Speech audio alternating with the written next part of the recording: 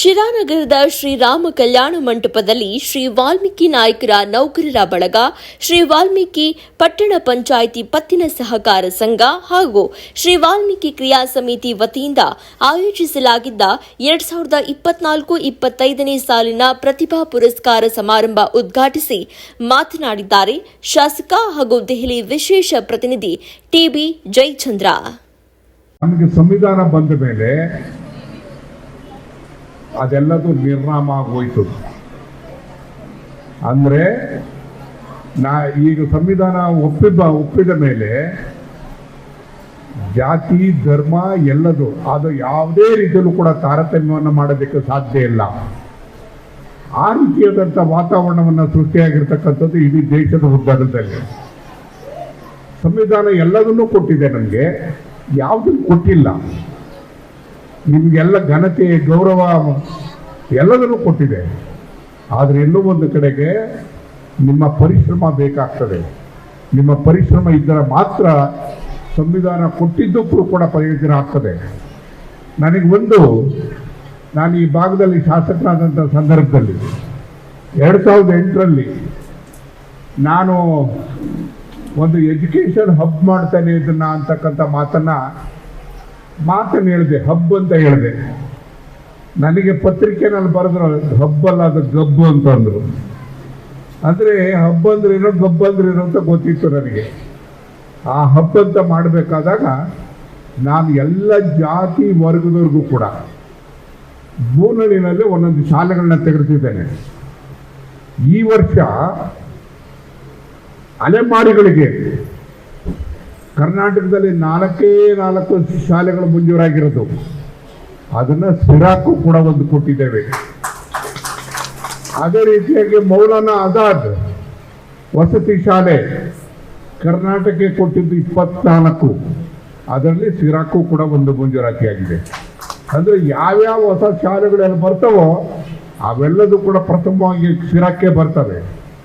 ಈಗ ನಾನು ವಸತಿ ಶಾಲೆಗಳು ನಾನು ಮಾಡಿರ್ತಕ್ಕಂಥದ್ದು ಒಟ್ಟಾರೆ ಈ ತಾಲೂಕಿನಲ್ಲಿ ಎಷ್ಟಿದೆ ಅಂತ ಹೇಳಿದ್ರೆ, ಈಗ ಆಗಿರ್ತಕ್ಕಂಥದ್ದು 12 ವಸತಿ ಶಾಲೆಗಳಾಗಿದೆ. ಈಗ 12 ಅಂದರೆ 2 ವರ್ಷಾಗಿರೋದು. 10ರಲ್ಲಿ ಎಷ್ಟು ಜನ ಇದ್ದಾರೆ ಅಂತ ಹೇಳಿದ್ರೆ ಆ ಅಂಕಿಅಂಶ ಹೇಳಬೇಕಾಗ್ತದೆ. 2350 ಜನ ಮಕ್ಕಳಿದ್ದಾರೆ.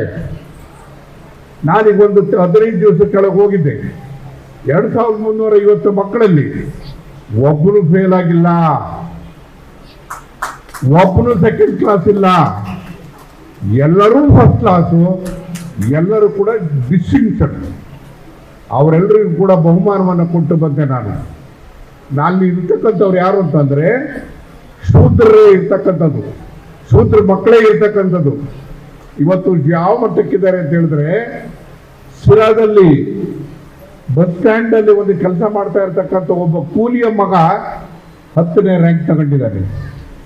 ನಾನು ಹೇಳ್ತೀನಿ, ಅವಕಾಶಗಳು ಇವತ್ತು ಎಲ್ಲ ರೀತಿಯಾದಂಥ ಅವಕಾಶಗಳನ್ನ ಕೊಡ್ತಾ ಇದ್ವಿ. ಇವತ್ತು ಸಂವಿಧಾನಬದ್ಧವಾಗಿ ಸರ್ಕಾರದಿಂದ ಎಲ್ಲ ರೀತಿಯಾದಂಥ ಅವಕಾಶಗಳು ಕೊಟ್ಟಾಗ ಅವಕಾಶಗಳನ್ನ ಉಪಯೋಗಿಸ್ಕೊಳ್ತಕ್ಕಂಥ ಕೆಲಸವನ್ನು ಮಾಡ್ತಕ್ಕಂಥ ಕೆಲಸವನ್ನು ನೀವು ಮಾಡಬೇಕು. ಬಹುಶಃ ನಿಮ್ಮ ಎಲ್ಲೋ ಒಂದು ಕಡೆಗೆ ಮಕ್ಕಳ ಪರಿಶ್ರಮದಿಂದ ಮಾತ್ರ ಮುಂದೆ ಬರೋದಕ್ಕೆ ಸಾಧ್ಯ ಆಗ್ತದೆ. ಶಿರಾದಲ್ಲಿ ಇರ್ತಕ್ಕಂಥ ವಾತಾವರಣ ಏನು ಅಂತ ಹೇಳಿದ್ರೆ, ಇವತ್ತು ಶೈಕ್ಷಣಿಕ ಅಲ್ಲ, ಇವತ್ತು MA MCom MSc ಎಲ್ಲದೂ ಕೂಡ ಇವತ್ತು ಶಿರಾದಲ್ಲಿ ನಮ್ಮ ಯೂನಿವರ್ಸಿಟಿ ಕ್ಯಾಂಪಸ್ಸಲ್ಲಿ ಕೂಡ ನಾವು ಓದೋದಕ್ಕೆ ಸಾಧ್ಯತೆ ಇದೆ. ಅಂದರೆ ಡಿಪ್ಲೊಮೊ ITI ಎಲ್ಲದೂ ಕೂಡ ಇರಬೇಕಾದಾಗ ನಾನು ಸುಮಾರು 4 ವರ್ಷದಿದ್ದೆ. ಆರ್ಟಿಫಿಷಿಯಲ್ ಇಂಟೆಲಿಜೆನ್ಸ್ ಅಂತೇಳಿ ಸಿರಾಕ್ ನನಗೆ ಬೇಕೇ ಬೇಕು ಅಂತೇಳಿ ನಾವು ತಗೊಂಡಾಗ ಆಗ ಮಕ್ಕಳು ಯಾರೂ ಬರ್ತಾ ಇರಲಿಲ್ಲ. ಅವಾಗ ಇವತ್ತೇನಾಗಿದೆ, ಆರ್ಟಿಫಿಷಿಯಲ್ ಇಂಟೆಲಿಜೆನ್ಸ್ ಹುಡುಕೊಂಡು ಬೆಂಗಳೂರಿಂದ ಬರ್ತಾ ಇದ್ದಾರೆ. ಇವತ್ತು ಸಿರಾಕ್ಕೆ ಮಕ್ಕಳು ಬರ್ತಾ ಇದ್ದಾರೆ. ನಾನು ಯಾಕೆ ಈ ಮಾತನ್ನು ಹೇಳ್ತೀನಿ ಅಂದರೆ, ಭವಿಷ್ಯದಲ್ಲಿ ನಮ್ಮ ಮಕ್ಕಳಿಗೆ ಯಾವ ರೀತಿಯಾದಂಥ ಶಿಕ್ಷಣವನ್ನು ಕೊಡಬೇಕು ಅಂತಕ್ಕಂಥದ್ದು ನನಗೆ ಗೊತ್ತಿದೆ. ಆ ಕಾರಣಕ್ಕೋಸ್ಕರ ಅವಕಾಶಗಳನ್ನು ಮಾಡಿಕೊಡ್ತೇನೆ. ಅವಕಾಶಗಳನ್ನು ಉಪಯೋಗಿಸ್ಕೊಳ್ತಕ್ಕಂಥ ಕೆಲಸವನ್ನು ಮಾಡಿದಾಗ ನೀವು ಎಲ್ಲ ಒಂದು ಕಡೆ ಸಮಾಜದಲ್ಲಿ ಎಲ್ಲರಂತೆ ನಿಲ್ಲೋದಕ್ಕೆ ಸಾಧ್ಯ ಆಗ್ತದೆ. ನಾನು ಒಂದು ಮಾತು ನಾಗಭೂಷಣ್ ಹೇಳ್ತಾ ಇದ್ರು, ಮೌಢ್ಯ ನಿಷೇಧ ಕಾಯ್ದೆ ಆ ಮೌಢ್ಯ ನಿಷೇಧ ಕಾಯ್ದೆ ತರಬೇಕಾದಾಗ ನನಗೆ ಇಡೀ ಸಮುದಾಯ ಭಾಳಷ್ಟು ಜನ ಎಲ್ಲರೂ ಕೂಡ ವಿರೋಧ ಮಾಡಿದರು, ಟೀಕೆ ಮಾಡಿದರು. ಆ ಕಾನೂನು ತರಬೇಕಾದಾಗ ದೊಡ್ಡ ಹೋರಾಟ ಆಯಿತು. ಆ ಕಾನೂನು ತಂದೆ ಆದರೆ ಜಾರಿ ಮಾಡೋಕ್ಕೆ ಬಿಡಲಿಲ್ಲ. ಅಂತಿಮವಾಗಿ ಅಂತ ಹೇಳಿದ್ರೆ ನನ್ನ ಅವಧಿ ಕೊನೆಯ ದಿವಸದಲ್ಲಿ ನಾನು ನೋಟಿಫಿಕೇಶನ್ ಮಾಡಿ ಅದು ಜಾರಿ ಕೊಡುವಂಥ ಕೆಲಸವನ್ನು ಮಾಡಿದೆ. ಆದರೆ ಜಾರಿ ಕೊಡುವಂಥ ಕೆಲಸ ಮಾಡಿದ್ರು ಕೂಡ ಆಚರಣೆಗೆ ಬಂದಿದೆಯಾ ಅಂತ ಹೇಳಿದ್ರೆ ಎಲ್ಲ ಒಂದು ಕಡೆಗೆ ನಮ್ಮ ಪೊಲೀಸರು, ಇವತ್ತು ಪೊಲೀಸರು ನಮ್ಮ ರಕ್ಷಣೆಗೋಸ್ಕರ ಇರ್ತಕ್ಕಂಥವ್ರು, ಮೌಢ್ಯವನ್ನು ನಿಷೇಧ ಮಾಡಬೇಕಾಗಿರ್ತಕ್ಕಂಥವ್ರು, ಮೌಢ್ಯವನ್ನು ದೂರ ಇಡಬೇಕಾಗಿರ್ತಕ್ಕಂಥವ್ರು ಆ ಕಾನೂನನ್ನ ಜಾರಿ ಮಾಡ್ತಾ ಇಲ್ಲ ಅಂತಕ್ಕಂಥ ಮಾತನ್ನ ನಾನೇ ಆಕ್ಷೇಪವನ್ನು ಮಾಡ್ತಾ ಇದ್ದೇನೆ. ಇವತ್ತು ಪೊಲೀಸರು ಅದು ಪುಸ್ತಕವನ್ನು ತೆಗೆದು ನೋಡಬೇಕು. ಆ ಕಾನೂನನ್ನ ಜಾರಿಗೊಳಿಸುವಂಥ ಕೆಲಸವನ್ನು ಮಾಡಿದರೆ ಮನುಷ್ಯನಲ್ಲಿರ್ತಕ್ಕಂಥ ಜಾತಿ ಮಧ್ಯದಲ್ಲಿರ್ತಕ್ಕಂಥ ತಾರತಮ್ಯ ಹೋಗೋದಕ್ಕೆ ಸಾಧ್ಯ ಆಗ್ತದೆ. ಇವತ್ತು ನಾವು ಎಲ್ಲರೂ ಕೂಡ ನಾವು ಒಂದೇ ಒಂದು ಮಾತು ಹೇಳ್ತೇವೆ ಕೊನೆಗೆ. ಇವತ್ತು ವಾಲ್ಮೀಕಿ ಮಹರ್ಷಿಗಳು ಯಾವ ಸ್ಕೂಲಲ್ಲಿ ಓದಿದ್ರು? ವಾಲ್ಮೀಕಿ ಮಹರ್ಷಿಗಳು ರಾಮಾಯಣವನ್ನ ಬರಿದಲೇ ಇದ್ದಿದ್ರೆ ಈ ದೇಶದಲ್ಲಿ ರಾಮನೂ ಇರ್ತಿರ್ಲಿಲ್ಲ, ಸೀತೆನೂ ಇರ್ತಿರ್ಲಿಲ್ಲ. ಅಂತ ಕೊಡುಗೆಯನ್ನು ಕೊಟ್ಟಂತ ಇವತ್ತು ವಾಲ್ಮೀಕಿ ಮಹರ್ಷಿಗಳ ಆ ಸಮುದಾಯಕ್ಕೆ ಸೇರಿರ್ತಕ್ಕಂಥವ್ರು ಇವತ್ತು ನೀವು ಯೋಚನೆ ಮಾಡಬೇಕು. ಇವತ್ತು ವಾಲ್ಮೀಕಿಗಳದಾಯ್ತು, ನೀವು ನಿಮ್ಮ ಪರಿಶ್ರಮದಿಂದ ಇವತ್ತು ನೀವು ಮುಂದೆ ಬರುವಂಥ ಪ್ರಯತ್ನವನ್ನು ಮಾಡಬೇಕಾಗ್ತದೆ. ಆ ಕೆಲಸವನ್ನು ಮಾಡಬೇಕು ಅಂತಕ್ಕಂಥ ಮಾತನ್ನು ಹೇಳೋದ್ರ ಜೊತೆಗೆ ಇವತ್ತು ಮುಂದೆ ಅವಕಾಶಗಳು ಬೇಕಾದಷ್ಟಿದೆ. ಇವತ್ತು ಸ್ಥಿರದಲ್ಲಿ ಇವತ್ತು ಉದ್ಯೋಗಗಳು ಸಾಕಷ್ಟು ಸೃಷ್ಟಿ ಆಗ್ತಾ ಇದೆ. ಈಗ ಒಂದು ಕಾರ್ಖಾನೆ ನಡೀತಾ ಇದೆ, ಕೆಲಸ ನಡೀತಾ ಇದೆ. ಬಹುಶಃ ಅವರು 1,000 ಜನ ನಿಮ್ಗೆ ಎಲ್ಲಿ ಮಹತ್ತರವಾದ ಒಂದು ಸ್ಥಾನಮಾನ ಸಿಗುತ್ತೆ ಅಲ್ಲಿ ನಿಮಗೆ ಸಂಬಳದ ಮೂಲಕ ಆಗ್ಬೋದು ಅಥವಾ ಬಿಸ್ನೆಸ್ ಮೂಲಕ ಆಗ್ಬೋದು ನಿಮಗೆ ಹಣ ಸಿಗ್ತದೆ. ಆ ಧನಾತು ಧರ್ಮದ ಮೂಲಕ, ಧರ್ಮ ಮಾರ್ಗದ ಮೂಲಕ ಧನವನ್ನು ಸಂಪಾದಿಸಿದ್ದೇ ಆದಲ್ಲಿ ಅದು ಸತಸುಖ ನಿಮ್ಮ ಕುಟುಂಬ, ನಿಮ್ಮ ಸಮಾಜ ಉತ್ತಮವಾಗಿ ಸುಖ ಶಾಂತಿಯಿಂದ ಇರುತ್ತೆ ಅಂತ ಸಂಸ್ಕೃತ ಒಂದು ಶ್ಲೋಕ ಹೇಳುತ್ತೆ. ಅದು ನಿರಂತರ ನಿಮ್ಮ ಸಾವಿರಾರು ವರ್ಷ, ಕೋಟ್ಯಾಂತರ ವರ್ಷ ಆದ್ರೂ ಸಹ ಅದು ಪ್ರಸ್ತುತವಾಗಿದೆ ಅಂತ ನಾನಾದರೂ ಭಾವಿಸ್ತೇನೆ. ಅದೇ ರೀತಿ ಈ ವಿದ್ಯೆ ಅನ್ನೋದು ಎಂತ ದೊಡ್ಡ ಶಕ್ತಿ ಅಂದ್ರೆ ನಮ್ಮ ಕರ್ತಿಕೋಟೆ ವೀರೇಂದ್ರ ಸಿಂಹ ಸರ್ ಹೇಳ್ತಾ ಇದ್ರು, ನಚೋರ ಹಾರ್ಯಂ ನಚರಾಜ ಹಾರ್ಯಂ ನ ಭ್ರಾತೃ ಭಾಗ್ಯಂ ನಚ ಭಾರಕಾರಿಹಿ. ನಚೋರ ಹಾರ್ಯಂ, ಯಾವುದೇ ಕಳ್ಳ ಅದನ್ನ ನಮ್ಮಿಂದ ಕಿತ್ಕೊಂಡು ಹೋಗೋಕ್ಕಾಗಲ್ಲ. ನಮ್ಮ ಎಲ್ಲ ಆಭರಣ ಎಲ್ಲ ಕಿತ್ಕೊಂಡು ಹೋಗ್ಬೋದು, ಆದರೆ ನಮ್ಮ ಕಳ್ಳ ನಮ್ಮ ಹತ್ರ ಬಂದು ಏನಾರ ಕೇಳಿದಾಗ ವಿದ್ಯೆ ಕೊಡು ಅಂತಂದ್ರೆ ಕೊಡೋಕ್ಕಾಗಲ್ಲ, ಅವ್ನು ಕಿತ್ಕೊಂಡು ಹೋಗೋಕ್ಕೂ ಆಗಲ್ಲ. ನಚೋರ ಹಾರ್ಯಂ ನಚ ರಾಜ ಹಾರ್ಯಂ. ಈಗ ನಮ್ಮ ಅರ್ತಿಕೋಟೆ ವೀರೇಂದ್ರ ಸೇರ್ ಹೇಳ್ತಾ ಇದ್ರು, ಅಂದ್ರೆ ಸುಮಾರು ಪಾಳೆಪಟ್ಟುಗಳಾಗಿ ನಾವು ಆಳ್ತಾ ಇದ್ವಿ. ಅವಾಗ ನಾವು ಯಾರ ಹತ್ರನಾದ್ರೂ ಆ ವಿದ್ಯೆಯನ್ನು ಕಿತ್ಕೊಳಕ್ ಆಗ್ತಾ ಇತ್ತಾ? ರಾಜರಾಗಿ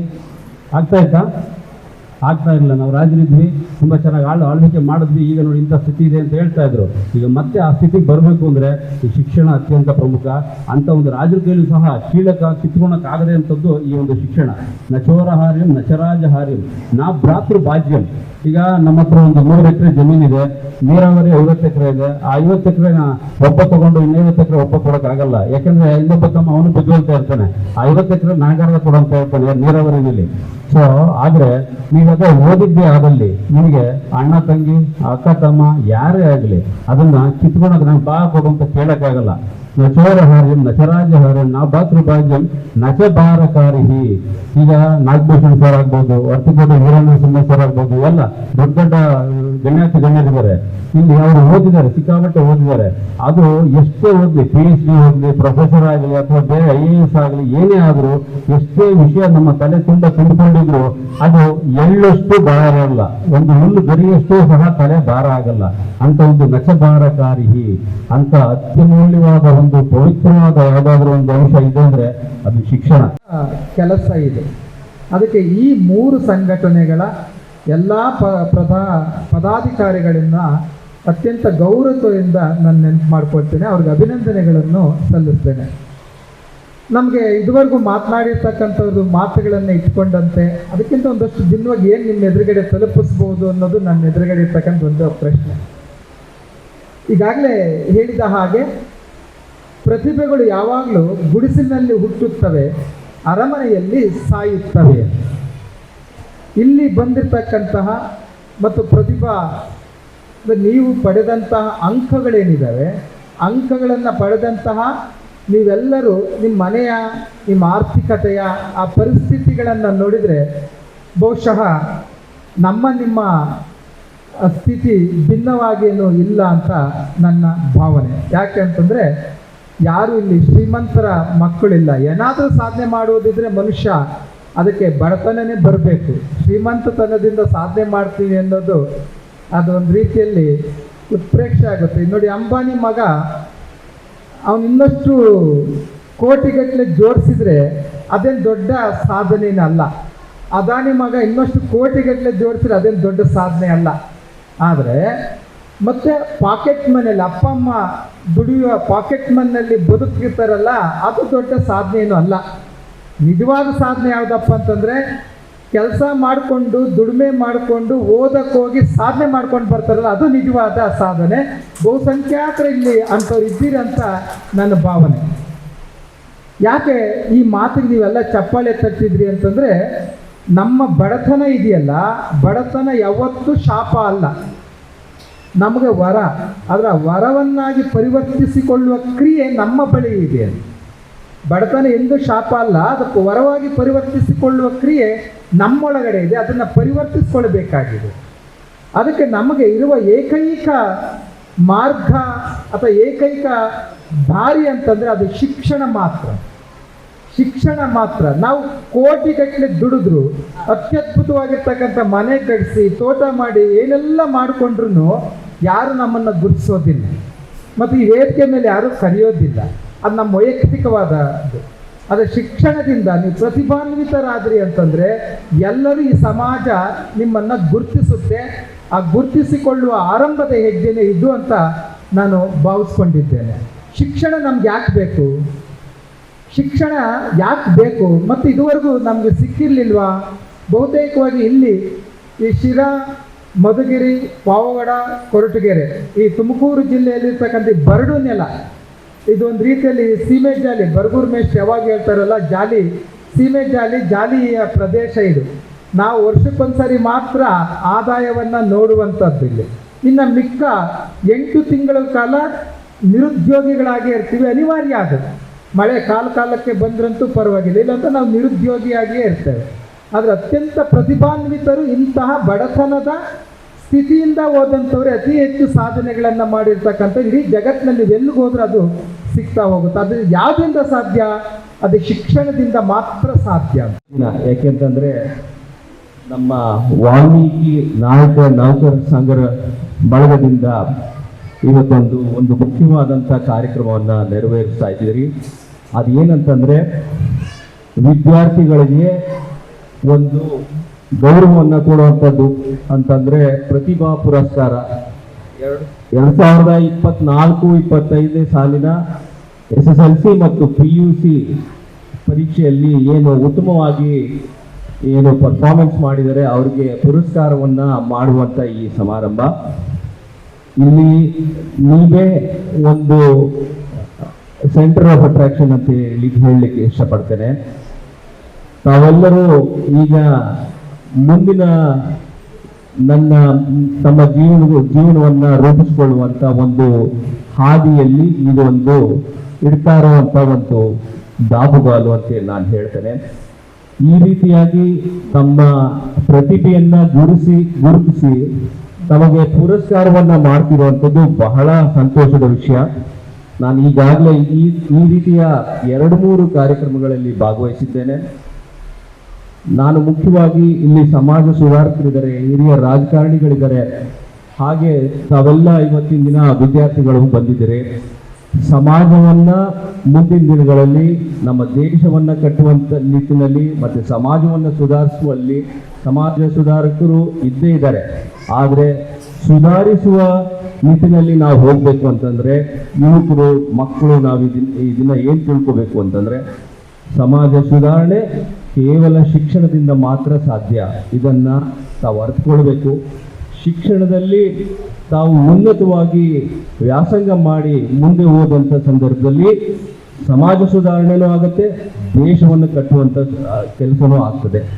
ಈ ನಿಟ್ಟಿನಲ್ಲಿ ತಾವೆಲ್ಲರೂ ಇವತ್ತಿನ ದಿನ ಬಂದಿಲ್ಲಿ ಸೇರಿ ನಿಮಗೆ ಪುರಸ್ಕಾರವನ್ನು ಮಾಡ್ತಿದ್ದಾರೆ. ಮುಂದಿನ ದಿನಗಳಲ್ಲಿ ನೀವು ಒಳ್ಳೆಯ ಜೀವನವನ್ನು ರೂಪಿಸ್ಕೊಳ್ಬೇಕು ಅಂತೇಳಿ ನಾನು ಆಶಿಸ್ತೇನೆ. ನೀವು ಯಾವುದೇ ರೀತಿಯಾದಂಥ ಒಂದು ಫೀಲ್ಡನ್ನು ನೀವು ಆಯ್ಕೆ ಮಾಡಿದಂತರೂ ಕೂಡ ನೀವು ಅದರಲ್ಲಿ ಉತ್ತುಂಗಕ್ಕೆ ಹೋಗಲಿ ಅಂತ ಹೇಳಿ ನಾನು ನಿಮಗೆ ಶುಭ ಹಾರೈಸ್ತೇನೆ. ಈ ದಿನ ಅದೇ ಸ್ಪಿರಿಟಲ್ಲಿ ತಾವು ಈ ಪುರಸ್ಕಾರವನ್ನು ಪಡ್ಕೊಂಡು ಮುಂದಿನ ದಿನಗಳೇ ನಮ್ಮ ತಾಲೂಕು, ನಮ್ಮ ರಾಜ್ಯ, ನಮ್ಮ ದೇಶ ಅಂತ ಹೇಳಿ ನೀವು ಮುಂದೆ ಜೀವನವನ್ನು ಸಾಗಿಸಿ ಉತ್ತುಂಗಕ್ಕೆ ಹೋಗಲಿ ಅಂತ ಹೇಳಿ ನಾನು ಆಶಿಸಿ, ಹಾಗೆಯೇ ನಾವು ನಮ್ಮ ತಂದೆಯವರು ಸನ್ಮಾನ್ಯ ಜಯಚಂದ್ರವರು, ಈ ಭಾಗದ ಶಾಸಕರು ಈ ಶಿರಾವನ್ನು ವಿದ್ಯಾಕಾಶಿ ಮಾಡಬೇಕು ಅಂತ ಹೇಳಿ ಬಹಳ ಪ್ರಯತ್ನವನ್ನು ಪಟ್ಟು ಅನೇಕ ಶಾಲೆಗಳನ್ನು ಇಲ್ಲಿ ಕಟ್ಟುವಂಥ ಕೆಲಸವನ್ನು ಮಾಡ್ತಿದ್ದಾರೆ. ಅದೇ ರೀತಿಯಾಗಿ ಮುಂದಿನ ದಿನಗಳಲ್ಲಿ ನನ್ನ ಈ ಶಿರಾ ಈ ತಾಲೂಕಿದ್ದಂಥದ್ದು ಜಿಲ್ಲೆ ಆಗಬೇಕು. ಇಲ್ಲಿ ಅನೇಕ ಸೂಪರ್ ಸ್ಪೆಷಾಲಿಟಿ ಹಾಸ್ಪಿಟಲಿಂದ ಹಿಡಿದು ಮೆಡಿಕಲ್ ಕಾಲೇಜ್, ಇಂಜಿನಿಯರಿಂಗ್ ಕಾಲೇಜ್ಗಳು ಬರಬೇಕು ಅನ್ನುವ ಆಶಾವಾದ ಮತ್ತು ನನ್ನ ಒಂದು ಏನಿದೆ ಆ ಸ್ಪಿರಿಟ್ ಏನಿದೆ ಅದನ್ನು ನಾನು ಮುಂದಿನ ದಿನಗಳಲ್ಲಿ ನನ್ನ ತಂದೆಯವರ ಆಶೀರ್ವಾದದಿಂದ ಮಾಡ್ತೀನಿ. ಶಿರಾನಗರ ವಿದ್ಯಾನಗರ ಆಗಲಿ ಅಂತ ಆಶಿಸ್ತಾ ತಾವೆಲ್ಲ ವಿದ್ಯಾರ್ಥಿಗಳಿಗೆ ಶುಭ ಹಾರೈಸಿ ನನ್ನ ಮಾತನ್ನು ಮುಗಿಸ್ತೇನೆ. ನಿಮ್ಮನ್ನ ಸನ್ಮಾನಕ್ಕೆ ಕರೆದಿದ್ದಾರೆ. ನೀವು ಇಷ್ಟೆಲ್ಲ ತಿಳ್ಕೋಬೇಕು, ನಾವು ಏನಾರ ಸಾಧನೆ ಮಾಡಿದರೆ ನಮಗೆ ಇಂಥ ಗೌರವಾಧಾರಗಳು ನಮ್ಮ ಮನೆ ಬಾಗಿಲಿಗೆ ಬರ್ತವೆ ಅಂತಕ್ಕಂಥದ್ದು ಇದು ಬಹಳ ಮುಖ್ಯವಾದಂಥ ಸಂಗತಿ. ಯಾಕಂದ್ರೆ ನೀವು ಪ್ರಮುಖವಾಗಿ ಹೆಚ್ಚು ಮಾರ್ಕ್ಸ್ ತೆಗೆದಿದ್ರಿ, ಪ್ರತಿಭಾನ್ವಿತರಾಗಿದ್ದೀರಿ ಅಂಥೇಳಿ ನಮ್ಮ ನಾಯಕ ಸಂಘ, ವಾಲ್ಮೀಕಿ ನಾಯಕ ನೌಕರರ ಬಳಗ ಹಾಗೂ ವಾಲ್ಮೀಕಿ ಪತ್ತಿನ ಸಹಕಾರ ಸಂಘ, ವಾಲ್ಮೀಕಿ ಕ್ರಿಯಾ ಸಮಿತಿಯವರು ನಿಮಗೆ ಪ್ರತಿಭಾ ಪುರಸ್ಕಾರ ಇವತ್ತೆಲ್ಲ ಪೂರ್ಣ ನಿಮ್ಮದೇ ದಿನ. ಈ ಕಾರ್ಯಕ್ರಮವನ್ನು ನಿಮ್ಮದೇ, ಭಾಳಷ್ಟು ಜನ ಬಂದಿದ್ದೀರಿ ಅಂತ ಕಾಣುತ್ತೆ. ಆದರೆ ಮಹಿಳೆ ವಿದ್ಯಾರ್ಥಿನಿಯರು ತುಂಬ ಜನ ಕಾಣ್ತಾ ಇದ್ದೀರಿ, ಭಾಳ ಸಂತೋಷ. ಸಾವಿಲ್ಲದ ಸಂಪತ್ತೊಂದು ಏನಾರು ಕರೆದರೆ ಅದಕ್ಕೆ ವಿದ್ಯೆ ಮಾತ್ರ, ಶಿಕ್ಷಣ ಮಾತ್ರ ಸಾವಿಲ್ಲದ ಸಂಪತ್ತು. ಅದನ್ನು ಯಾರೂ ಕದಿಯೋಕ್ಕಾಗಲ್ಲ ನಿಮ್ಮ ಜೀವನದಲ್ಲಿ. ನೀವು ಬಂಗಾರದ ಮಾಡ್ಬೋದು, ಆಸ್ತಿ ಮಾಡ್ಬೋದು, ಬಿಲ್ಡಿಂಗ್ಗಳು ಮಾಡ್ಬೋದು, ಅವನ್ನೆಲ್ಲ ಯಾವುದೋ ಕಾರಣದಿಂದ ಕಳ್ಕೋಬೋದು. ಆದರೆ ಈ ಶಿಕ್ಷಣ ಏನಿದೆಯಲ್ಲ ಅದು ಯಾರೂ ಕದಿಯೋಕ್ಕಾಗೋದಿಲ್ಲ. ನಿಮ್ಮ ತಂದೆ ತಾಯಿಗಳು ನಿಮಗೆ ಭಾಳ ಕಷ್ಟಪಟ್ಟು ತುಂಬ ಪರಿಶ್ರಮದಿಂದ ನಿಮ್ಮನ್ನು ಶಿಕ್ಷಣವೇತ್ತರನ್ನಾಗಿ ಮಾಡ್ತಾರೆ. ನೀವು ಅವರೇ ಈಗ ನೋಡಿ, ವ್ಯವಸಾಯಗಾರ ಎಷ್ಟು ಕಷ್ಟಪಟ್ಟು ದುಡಿತಾನಲ್ಲ, ಅದೇ ರೀತಿ ನೀವು ಸಹಿತ ವಿದ್ಯಾರ್ಥಿಗಳು ಬಹಳ ಕಷ್ಟಪಟ್ಟು ಇದು ಶಿಕ್ಷಣ ಕಲಿಬೇಕಾದಂಥ ಸಮಯ. ನಿಮ್ಮದು 25 ವರ್ಷಗಳಲ್ಲಿ ನೀವೇನು ಸಾಧನೆ ಮಾಡ್ತೀರಿ ಅಂತಕ್ಕಂಥ ತೋರಿಸ್ತಕ್ಕಂಥ ಸಮಯ. ಇದರಲ್ಲಿ ನೀವು ನಿರಾಸಕ್ತಿ ವಹಿಸಿ, ನಿಷ್ಕಾಳಜಿ ಮಾಡಿ, ಬೇಜವಾಬ್ದಾರಿಯಿಂದ ವರ್ತಿಸಿದ್ರೆ ನಿಮ್ಮ ಇಡೀ ಜೀವನವೇ ಬಹಳ ತುಂಬ ಕಷ್ಟಕರವಾಗುತ್ತೆ. ಆದ್ದರಿಂದ ವಿದ್ಯಾರ್ಥಿಗಳಾದಂಥವ್ರು ತುಂಬ ಕಷ್ಟಪಟ್ಟು ನೀವು ಶಿಕ್ಷಣವನ್ನು ಕಲಿಬೇಕು, ಮುಂದೆ ದೊಡ್ಡ ದೊಡ್ಡ ಹುದ್ದೆಗಳನ್ನು ಸ್ವೀಕರಿಸುತ್ತೆ. ನಾನು ಪರಪ್ಪನ ಅಗ್ರಹಾರ ಜೈಲ್ ಸೂಪರಿಂಟೆಂಡೆಂಟ್ ಆಗಿ ಚೀಫ್ ಆಗಿದ್ದೇನೆ. ಸಣ್ಣ ಪುಟ್ಟ ನೌಕರನಲ್ಲಿ ಯಾರೂ ಇಲ್ಲ. ನಮ್ಮ ನೋಡಿ ಪ್ರೊಫೆಸರ್ ನಾಗಭೂಷಣವರು ಮುಂದೆ ನಿಮಗೆಲ್ಲ ಒಳ್ಳೆಯ ಉಪನ್ಯಾಸವನ್ನು ಕೊಡ್ತಾರೆ. ಅವರು ನಿಮ್ಮ ಹಾಗೇ ಭಾಳ ಕಷ್ಟಪಟ್ಟು ಮೇಲೆ ಬಂದಂಥವ್ರು, ವಿಶ್ವವಿದ್ಯಾಲಯದಲ್ಲಿ ಈಗ ಪ್ರೊಫೆಸರ್ ಆಗಿರ್ತಕ್ಕಂಥವ್ರು. ಹೀಗೆ ಅನೇಕರು ನಮ್ಮ IAS, IPS, KAS ಆಗಿರ್ತಕ್ಕಂಥ ಅನೇಕ ಜನ ನಮ್ಮ ಸಮುದಾಯದಲ್ಲಿದ್ದಾರೆ. ಆ ಒಂದು ಹಿನ್ನೆಲೆಯಲ್ಲಿ ನೀವು ಒಳ್ಳೆ ಏಮ್ ಇಟ್ಕೊಂಡು, ಒಂದು ಗುರಿಯನ್ನು ಇಟ್ಕೊಂಡು ನೀವು ಸಾಧನೆಯನ್ನು ಮಾಡಿರಿ. ಈ SLC ಇದ್ದರು ಮುಂದೆ ಮತ್ತೆ PUCನಲ್ಲೂ ಸಹಿತ ಈ ಪ್ರತಿಭಾ ಪುರಸ್ಕಾರ ನೀವು ತಗೋಬೇಕು. PUC ದಾಟಿದ ಮೇಲೆ ಒಳ್ಳೊಳ್ಳೆ ಶಿಕ್ಷಣವನ್ನು ಕಲಿಬೇಕಾದ್ರೆ ಒಳ್ಳೊಳ್ಳೆ ಪದವಿಗಳನ್ನ ಆರಿಸಿಕೊಂಡು ವಿದ್ಯಾವಂತರಾಗಿರಿ.